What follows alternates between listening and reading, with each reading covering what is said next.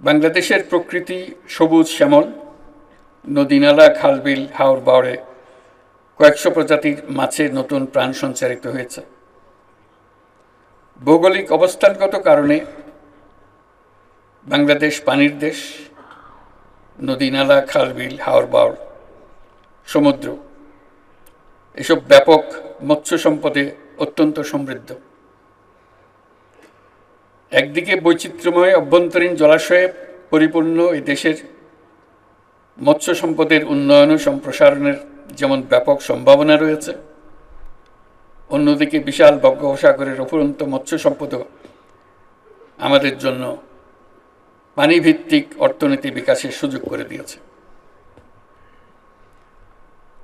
আমাদের দেশের জনগণের প্রাণীজ আমিষের চাহিদা বিরাট অংশ পূরণ হয় মাছ থেকে। একই সাথে 12 লক্ষ নারী সহ কর্মক্ষম জনগোষ্ঠীর একটা বিরাট অংশ প্রত্যক্ষ ও পরোক্ষভাবে এই খাতের সঙ্গে জড়িত। তবে এই খাতের ব্যাপক সম্ভাবনাকে কাজে লাগিয়ে আরও বিপুল সংখ্যক তরুণ সফল উদ্যোক্তা হয়ে উঠতে পারবে বলে আমি আশা করি। আমাদের লক্ষ্য হবে প্রকৃত মৎস্যজীবী ও জেলেদের সামাজিক নিরাপত্তার কর্মসূচির আওতায় আনতে বিশেষভাবে যত্নশীল হওয়া, যাতে করে তারা অর্থনৈতিক বৈষম্যের শিকার না হন। মৎস্য সম্পদ উন্নয়ন ও সংরক্ষণ ও সম্প্রসারণের জন্য মন্ত্রণালয় থেকে যে সকল কার্যক্রম ও উদ্যোগ নেওয়া হয়েছে, আমি সেসব উদ্যোগকে সাধুবাদ জানাই। আমরা মৎস্য মন্ত্রণালয়ের জন্য একটা হাততালি দিই আজকের অনুষ্ঠানে।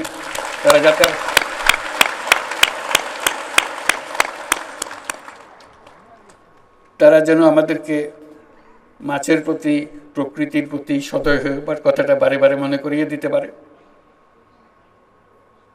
এবং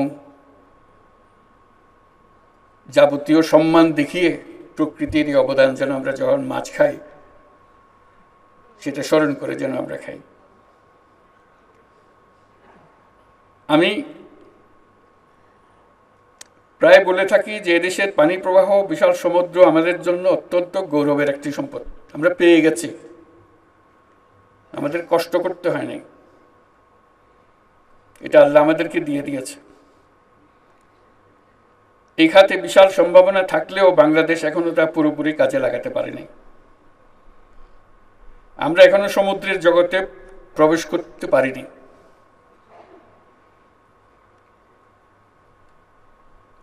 সমুদ্র আমাদের জন্য অপেক্ষা করছে তার উপহার নিয়ে।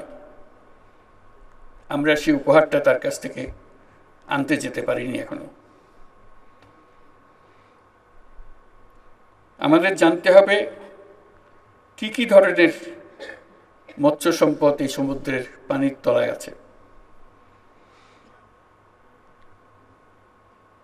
আমাদের বুঝতে হবে কেন আমরা এটা পারছি না। এই খাতটি আমাদের অর্থনীতির জন্য একটা নতুন বাংলাদেশ সৃষ্টি করতে পারে। এটা আমাদের দেশেরই অংশ। আমরা শুধু জমির অংশটা জানি, পানির অংশটার প্রতি আমাদের কোনো দৃষ্টি নাই।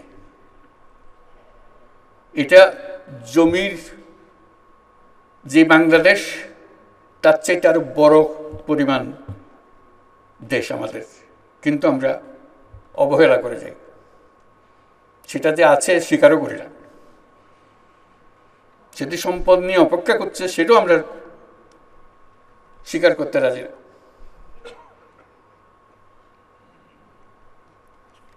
আমাদের বঙ্গোপসাগরে সুষ্ঠু জরিপ পরিচালনা করে গভীর সমুদ্রে মাছ ধরার অঞ্চল চিহ্নিত করতে হবে। এটা শুধু বেশি মাছ ধরার বিষয় নয়, এটা একটা ইন্ডাস্ট্রি গড়ে তোলার বিষয়। এটা শুধু আমরা খাবো তা না, পৃথিবীর অন্যান্য মানুষের দেশ আমাদের এই মাছ খাবে। আমাদের সেই সম্পদ আছে, শুধু হাত বাড়িয়ে নেওয়া। সে হাত বাড়িয়ে নেওয়াটা আমাদের হয়ে ওঠেনি এ পর্যন্ত।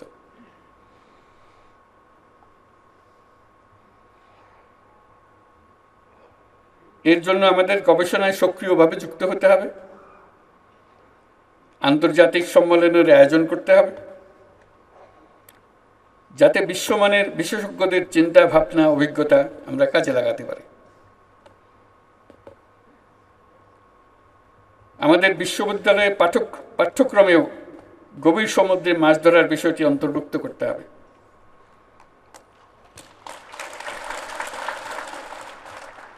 তাহলে আমরা আমাদের ভবিষ্যৎ পূর্ণাঙ্গভাবে রচনা করতে পারব এবং গৌরবের সঙ্গে রচনা করতে পারব। সমুদ্র, উপকূলীয় অঞ্চলের সম্পদ ও পরিবেশের টেকসই ব্যবহার নিশ্চিত করতে আমরা আমাদের বন্ধু দেশগুলোর সঙ্গে আলোচনা শুরু করেছি। তারাও খুব অবাক হয়েছে আমরা যখন এই প্রসঙ্গ তুলি। বলছি, কই, এই প্রসঙ্গ তো আমাদের সঙ্গে আর কেউ কোনোদিন তোলে নাই।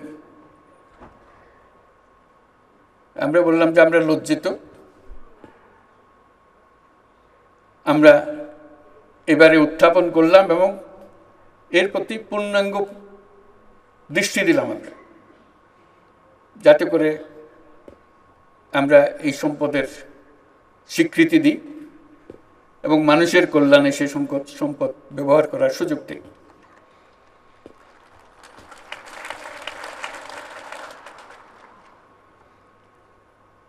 সমুদ্র, উপকূলীয় অঞ্চলের সম্পদ ও পরিবেশের টেকসই ব্যবহার নিশ্চিত করতে আমরা আমাদের বন্ধু দেশগুলোর সঙ্গে আলোচনা করছি এবং তারা সাড়া দিচ্ছেন। অবৈধ জাল এবং অন্যান্য সরঞ্জাম ব্যবহার করে নির্বিচারে মৎস্য আহরণ অত্যন্ত উদ্বেগের।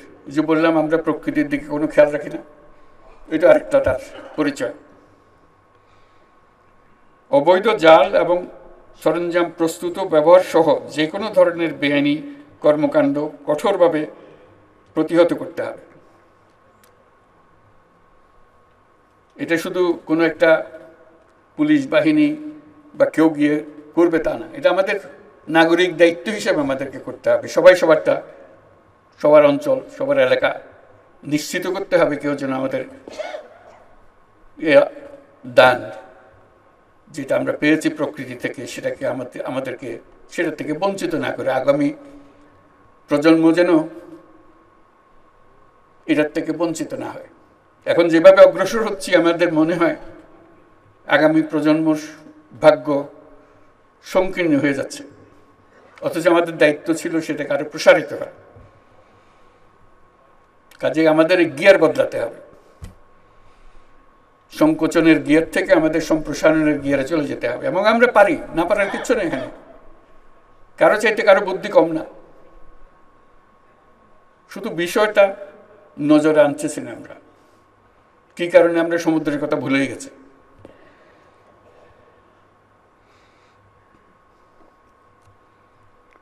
জলাশয় দূষণ, শস্য উৎপাদনে মাত্রাতিরিক্ত ও নিষিদ্ধ বালাইনাশক ব্যবহার সমানে ব্যবহার করে যাচ্ছে। তামাক চাষ মৎস্য উৎপাদনের উপর ক্ষতিকর প্রভাব ফেলছে। ক্ষতিকরটা খুব হালকাভাবে বললাম, মারাত্মক। এটা আমরাই করছি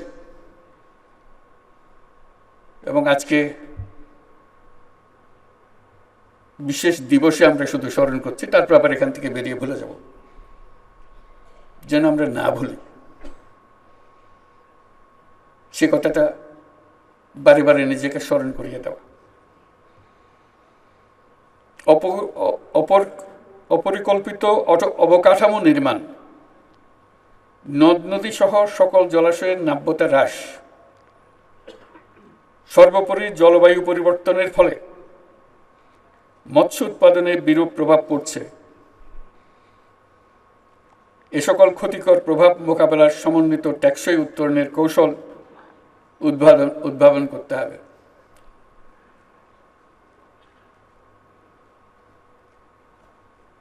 আমরা যেন যখন পরিবেশ মন্ত্রণালয়ের কোনো একটা নির্দেশ পাই, সে যে নির্দেশই হোক, মনে হয় যেন তারা মস্করা করতেছে আমাদের সঙ্গে। মানে মনে মনে বা মুখে বলেই ফেলি, আর ইউ সিরিয়াস? এই অদ্ভুত একটা কথা আপনারা বলতেছে। তাদের কথা আমাদের কানে বড় অদ্ভুত দেখায়, কারণ আমরা অন্য কথা, অন্য চিন্তাতে এত নিবিড়ভাবে সংযুক্ত হয়ে গেছি, সঠিক কথাটা বলাটা আমাদের কাছে এটা অবান্তর কথাবার্তার মতো মনে হয়। তারা এসে আমাদের সব শান্তি নষ্ট করে খামোখা। এই কথাটার জন্য আমরা উল্টাতে পারি। ওইটা না হলে বাংলাদেশের মতো দেশ সুস্বাস্থ্য নিয়ে, শান্তি নিয়ে বেঁচে থাকা কঠিন হয়ে যাচ্ছে। যথাযথ ব্যবস্থাপনার অভাবে শত শত প্রজাতির ঐতিহ্যবাহী দেশীয় মাছ ক্রমান্বয়ে হারিয়ে যাচ্ছে। এই জন্য ময়মনসিংহে অবস্থিত বাংলাদেশ মৎস্য গবেষণা ইনস্টিটিউটে লাইভ জিন ব্যাংক স্থাপন করা হয়েছে। গবেষণার মাধ্যমে বিলুপ্ত প্রায় আমাদের আরো বহু গবেষণা প্রতিষ্ঠান করতে হবে। আমাদের তরুণদের এটার সঙ্গে সংযুক্ত করতে হবে, যাতে তারা দেশের মানুষকে বুঝিয়ে দিতে পারে এই সম্পদের মাহাত্ম্য। তারা যেন বুঝিয়ে দিতে পারে সবাইকে কিভাবে এটাকে রক্ষা করতে হবে এবং এগিয়ে নিয়ে যেতে হবে। এবছর মৎস্য সপ্তাহ উদযাপন উপলক্ষে জাতীয় অর্থনীতিতে মৎস্য খাতে উল্লেখযোগ্য অবদানের জন্য আপনারা যারা 9টি ক্ষেত্রে স্বর্ণ, রৌপ্য, ব্রোঞ্জ পদক পেয়েছেন, তাদেরকে জাতির পক্ষ থেকে আমি আবারও অভিনন্দন জানাচ্ছি। তারা একটু উঠে দাঁড়াবেন, যারা পদক পেয়েছেন তারা একটু উঠে দাঁড়াবেন। আমরা সবাই মিলে তাদের জন্য একটা হাততালি দিই।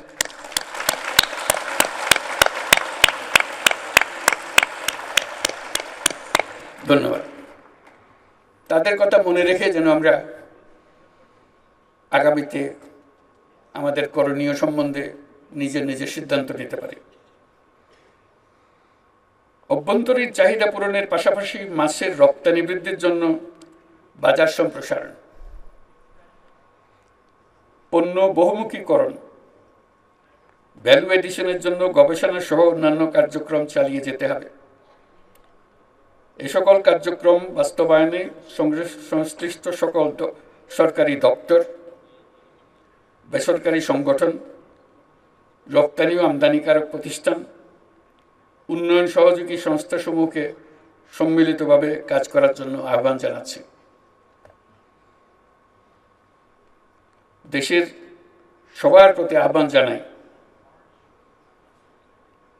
আমরা যেন প্রকৃতির এই অবদানকে সম্মান জানাতে শিখি এবং বাংলাদেশকে প্রকৃতির প্রতি সদয় হতে শিখি এবং সকলে ঐক্যবদ্ধভাবে সেটা করি, প্রকৃতির প্রতি সদয় হওয়ার। কারণ প্রকৃতি আমাদেরকে এই সুযোগটা দিয়েছে। নাহলে এই বাংলাদেশে 18 কোটি মানুষ খেয়ে পরে শুধু বেঁচে থাকা না, এগিয়ে যাবার কোনো কথাই ছিল না। প্রকৃতি আমাদের সেই ব্যবস্থাটা করে দিয়েছে এবং আর সুযোগ সৃষ্টি করে দিয়েছে। এবং আমরা ওই যে বললাম, প্রতিনিয়ত নির্দয় হয়ে তাকে আঘাত করে যাচ্ছে। কোথায় তার প্রতি অবনত মস্তকে দাঁড়িয়ে ধন্যবাদ জানাবো, সেটা না করে আমরা লাথি দিয়ে যাচ্ছি। জাতীয় মৎস্য সপ্তাহ 2025 এর সার্বিক সাফল্য কামনা করে আমি এর শুভ উদ্বোধন ঘোষণা করছি। সবাইকে ধন্যবাদ।